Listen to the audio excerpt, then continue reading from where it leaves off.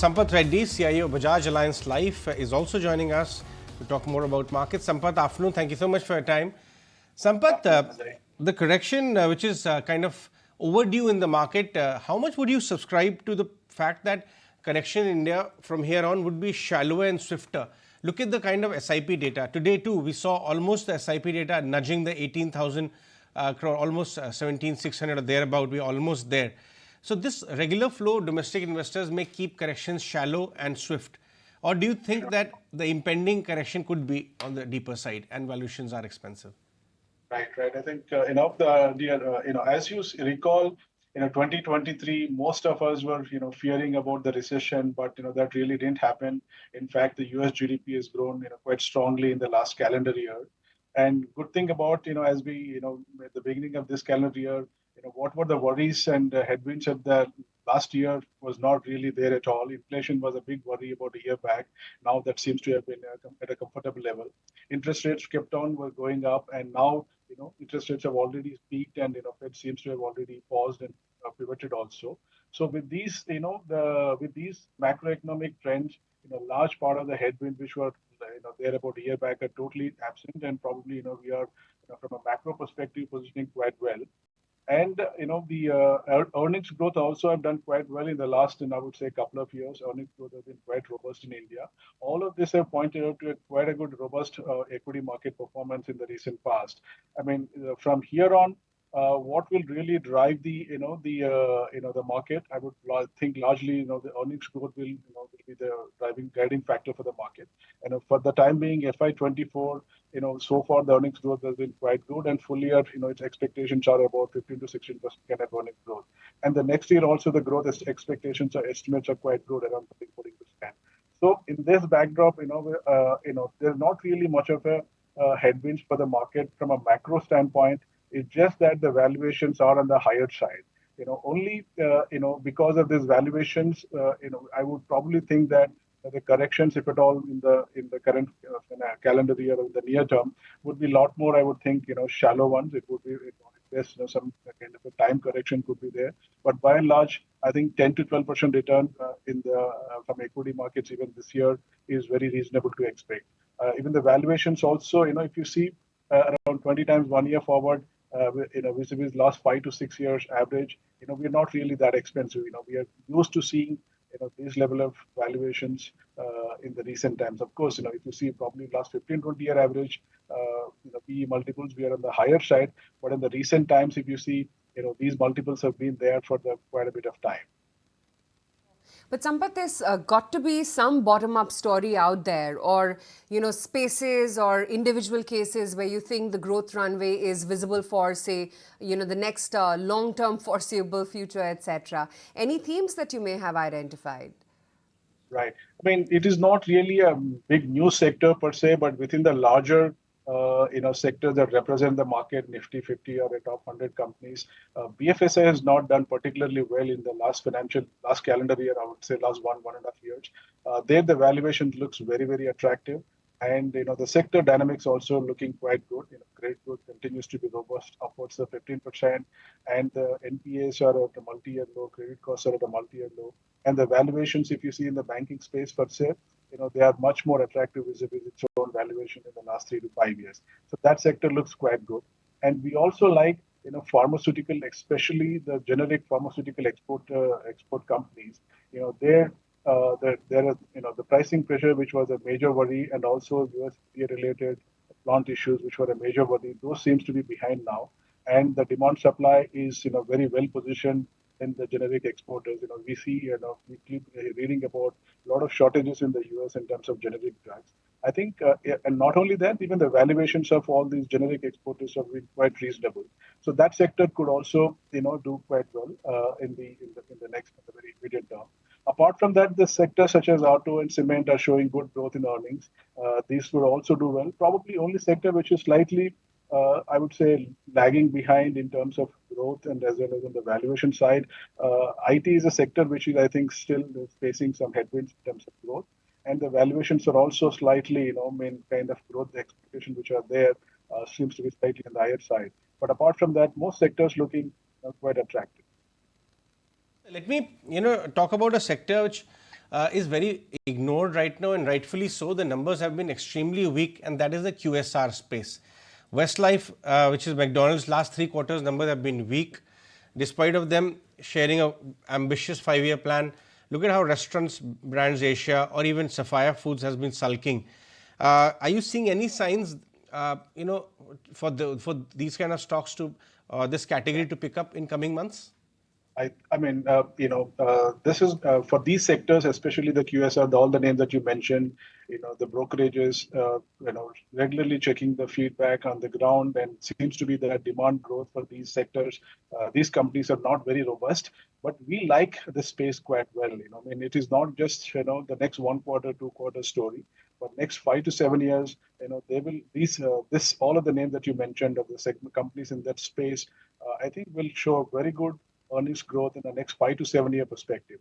Yes, it is possible currently that they may be facing the headwinds in terms of demand growth, but I think long-term potential for these names is very, very robust. I think the way that the next generation or younger generation, the kind of travel that we are witnessing, the food habits, all of this points to a very long-term sustained growth opportunity for these names which you mentioned. I think we like the sector, even though current immediate outlook doesn't seem to be very promising, but long-term outlook looks very, very good. In fact, some of these companies which are sort of, I think, emerging sector, I would say, companies which are of more of a new age kind of businesses. It's good to buy them when things are slightly going slow down for them, because that's when you get them relatively attractive. Otherwise, most of the time, these companies used to trade at a very, very high PE multiples. So, we particularly like the sector from a long-term point. In fact, yes, we agree that in the near term there's a challenge. You have a very valid point, and Aisha, the reason this space came up on my screen is that when I speak to, say, restaurant Brands Asia, you look at the annual report, or even Sapphire, which is doing very bad, got hit by the Sri Lanka issue. These guys have not reduced their store addition run rate. Despite of the weak same store sales, they are actually rolling out store after store after store. And how many Burger King restaurants are there in India right now? 600. In China, there are 6,000. So that's the upside kind of. And we're a larger population. Much higher growth, right? So I was looking at in this space. So I was wanting his view on that one. I don't know, Ajay, that's also telling you that there's higher need for pharma and healthcare. Clearly, lifestyle that's the diseases, consumption pattern we're headed towards. Sampath, any opportunities there? Yeah, pharma, as I said, we like the sector quite well, and within that, domestic pharma is always doing quite good in terms of growth wise. The drag there in the pharma was basically the export oriented generic exports. Even that seems to be totally bottomed out, and like that generic exporters in the pharmaceutical space now. That's the take coming in pharmaceuticals right now. Can't take your eyes off from what's happening within HDFC and ICICI Bank. They're the ones which are cracking quite hard and actually rubbing off on the overall market. Even SBI, for instance, that's also down a good 1.5%. We're pretty much at the lowest point in the day as we speak right now. The weakness has now percolated to names like Axis as well, which is down a good 1.5%. And the weakness has only gotten more acute in the last 15 odd minutes or so. So that's pretty much the texture of the market right now, largely led by banks and heavies like Reliance Industries. That's really been dragging the markets lower as we speak right now. But Sampath, what about the underperforming end of the market, IT? Do you think the pessimism is already in the price, barring, of course, the few odd shining stars out there like a Persistent, 8-Sale Technologies or a KPIT, etc.? I think, within that IT, relatively the names that you mentioned, which are small and mid-cap oriented IT services companies, there, in fact, the valuations are much more on the higher side. If at all the valuations in the IT, the valuations are much more favorable or attractive in the larger 4 or 5 names as compared to the mid and small cap IT oriented names. Our approach to the IT is, more towards stay put with the larger name, because there the valuation comfort is much better. And even if the slowdown were to persist for slightly longer, these bigger companies will be able to do better. So that's what we had seen in the past as well. So in the IT space, right now the growth challenges are clearly there, and the valuations are also, especially in the mid and small names, on the much higher side. If at all, our exposure is largely in the top 4 or 5 names, mainly on account of valuations. Sampath, have you started nibbling into some of these this specialty chemical or agrochemical space? They are also going through a very rough patch, and in the middle of all of that, while we are scratching our heads whether things are bottoming out, the largest, one of the largest companies comes out, and the promoters want to raise their stake via rights issue. How would you read these signs? Right. I think the chemical exporters. I think that segment has done very well in the last 3 or 4 years in terms of growth and profits.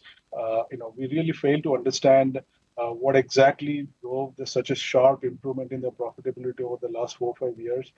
I really also do not know what is actually bringing the profitability down right now. Not sure how and when it will turn around, and whether what we have seen in the last 3 or 4 years of stupendous profit growth in the chemicals is whether it's a one-off or structural. I mean, I'm really not on top of that. Because we're not able to figure it out how it happened. Probably we will stay away on the chemical sector. We continue to stay away from the chemical sector as of now. I mean, I would still think the valuations are on the higher side, unless we believe that profit growth that we had seen in the last 4 or 5 years, really structural because of China plus one or etc. I'm not confident about that, being whether the turnaround that we had seen in the last 4 or 5 years is really structural. Because of that reason, I would still say, I mean, at this moment we are, not there in that space. Coming in and what's really happening with the specialty chemical space right now. The other thing, of course, is that the global markets as well are looking a little bit wobbly right now. Sampath, we've been asking most of our experts that this year you've got two big events, which could be market-moving events. Of course, our own domestic elections. And then in the second half, you've got the US elections as well. At large, would you think the market is going to be a little bit on the sideways and we're not going to see a replication of what we saw last year? Right. I mean, last year was a big surprise for most of the investors. It was like widely accepted that 2023 is going to be a recession year worldwide, and especially in the US. That really didn't happen. Having said that, most of the headwinds also now, which were there about last year, now probably turning, as a tailwinds. With the interest rates coming down, inflation benign. We do not argue for a sort of any correction or a sideways market much. The two big events that you are mentioning usually is, during the election year, usually the consumption or investment activity generally stay relatively elevated, and even even the interest rate outlook point of view, do not see much of a tighter monetary conditions during this election year. These two events I do not really see as a negative events for the market. If at all, they could act as a positive catalyst. I'm not really sure, what's happening in the US election, but the way the state election results which have happened recently, it looks like we could have a stable government even post 2024. So these two events doesn't seem to be much of a risk. In terms of macro point of view, there are not really any headwinds which suggest for a deeper correction in the market, except the valuation per se. We had already seen sharp rise in interest rates over the last 1 year. And we had also seen two wars. In the one is in the Middle East and the other is in the Europe. In spite of all of these things, markets have done quite well. So these two events per se, I don't think is really a challenge for the market for the coming year. Okay, Sampath, great to have you on the show. Thank you so much for taking the time out and joining us today. Thank you. Thank you.